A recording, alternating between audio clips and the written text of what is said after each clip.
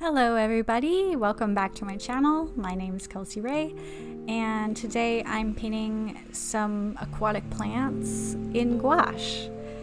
And I'm painting a much larger piece than I'm used to painting. I decided to try to challenge myself and paint on a larger size paper than I'm used to. Normally I paint 5x7 inch pieces, pretty much exclusively, to be honest. My sketchbook tour was all 5x7, and this is much larger than that. It's 8x11, and I just wanted to challenge myself. It's been a while since I painted. I did that one pool painting, which I posted a video of, that was teeny tiny. That was 2 inches by 3 inches. Now I'm painting bigger. And one thing about this painting that you'll see as the video moves along is that I get stuck in the ugly phase for quite a while. This one tested my trust in myself and my process, and I have made enough art in my life, I think, that I do tend to persevere, and that doesn't work for every single piece, but more often than not I can make it work. Of course, you do always risk overworking your paintings if you accidentally push through the point that you actually should stop at. So there's a few reasons why I think this one got stuck in the ugly phase for as long as it did. And I mean, reason number one is that that's not unusual for me. The second reason would be that I'm working quite large and my gouache palette is very dried out. I haven't used it in 6 months, so it's no surprise that it's dried out, and that is normal for gouache to do. You can revive gouache once it's dried out, but I have yet to do that. You need a medium to mix into it, and all of the art stores in my area have been sold out for quite some time. So my gouache palette is looking pretty bad. And I'm unfortunately very stingy with my paint, so I don't love pouring paint straight out of the tube onto a palette either, which is slightly silly because I really like painting thickly with gouache, and I really love the results that gives. Like, both the process and the results are better for me, so perhaps I need to just eat the fact that it's kind of expensive to paint that way. And the third thing is that the watercolor requires so much blending, and the painting is largely negative space, so it's mostly blue, and it was just a bit of a challenge, and it came together at the end. But I'll talk a bit more about certain parts of this as we get there.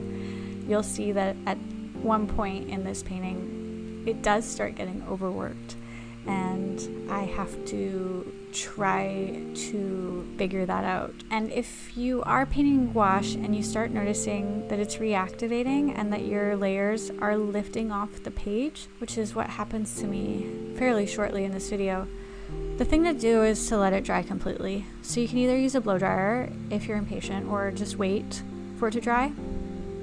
Luckily on this day, because it was so hot, I didn't have to wait very long. And then very gently start to apply paint, kind of as thickly as you can, over top, and that'll cover the reactivated areas, and then don't touch it anymore, unfortunately. Then you're done with that area.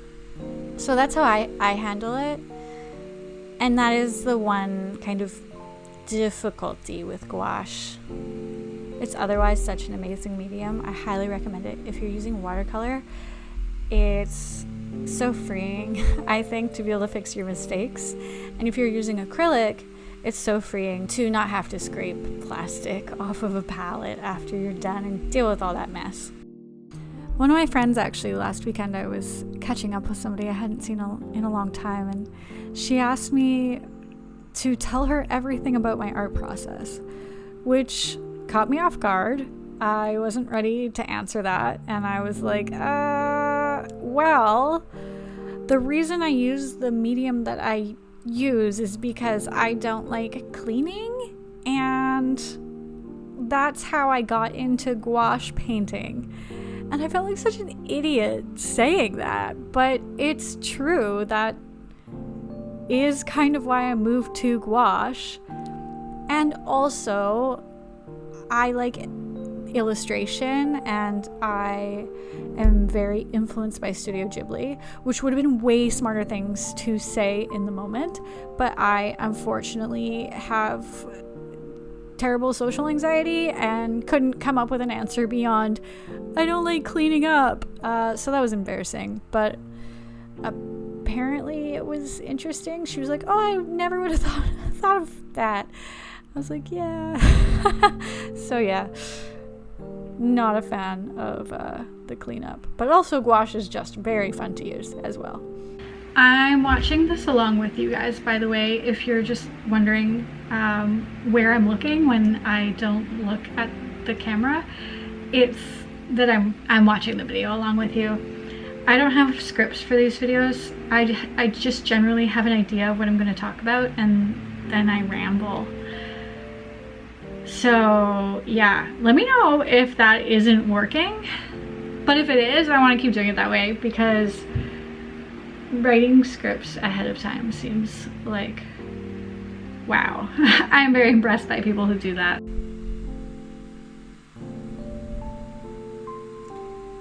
Okay, so this is the point at which I end up reactivating the lower layers of the paint and really struggling for a little while with that. It gets pretty streaky, but I just kind of kept going and tried not to be too rough with the paper and to have a really light hand with the brush.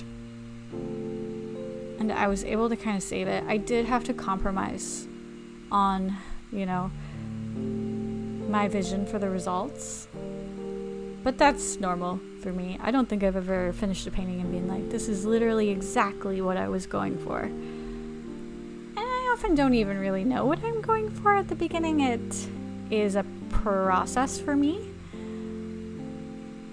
I mean, I always paint with a reference photo, more or less, so I am generally wanting to reflect what is in the reference photo, but the way in which I'm going to do that is not solidified in my mind at the outset of the painting. It's something that reveals itself as I go.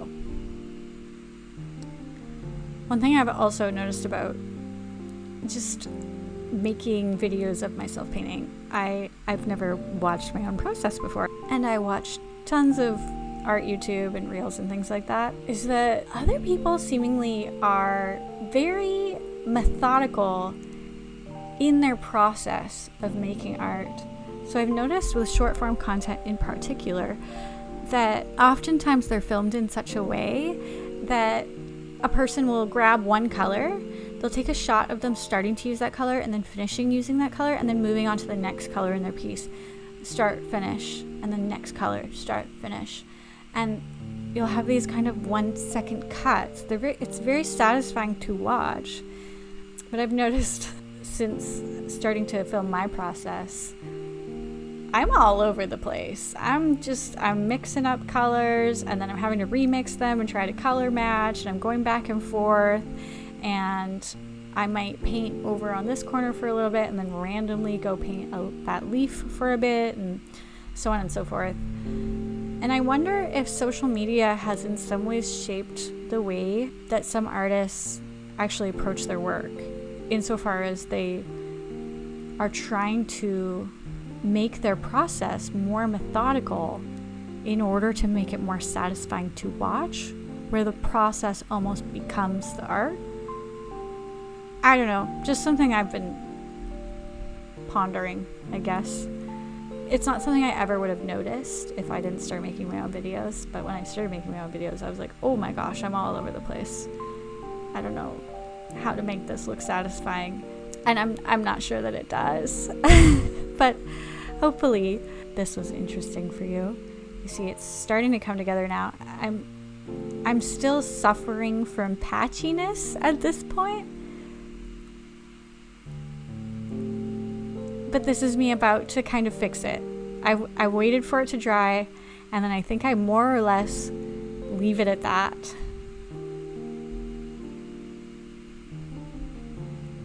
just did one last layer and I was like, okay, this is all I'm going to be able to do, because the gouache was reactivating at that point.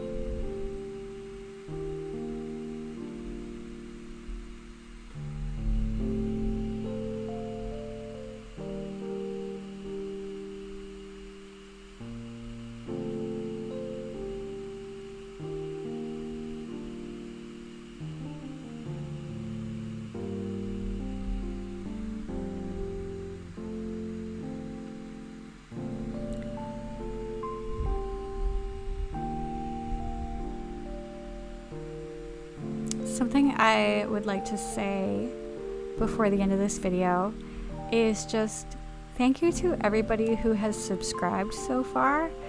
I think that social media has kind of warped everybody's sense of what having 100 views or even 10 likes really means. If 10 people were to come up to you and tell you that they liked something you made, I think that would be like such a pick-me-up, and it would so make your day. Similarly, like 100 views, it's like, that's not considered a lot on today's internet, but that's a lot. Like, I really appreciate it, and I've been getting excited about it. So thank you so much to those of you who have returned and who've watched my videos through to the end and who have liked and subscribed. It is exciting to me to log in each day and see a couple new subscribers. It's really cool. It's really cool.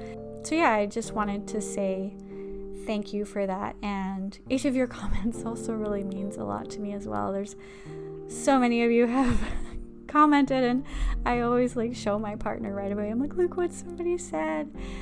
So that's been really nice as well, and I really appreciate it.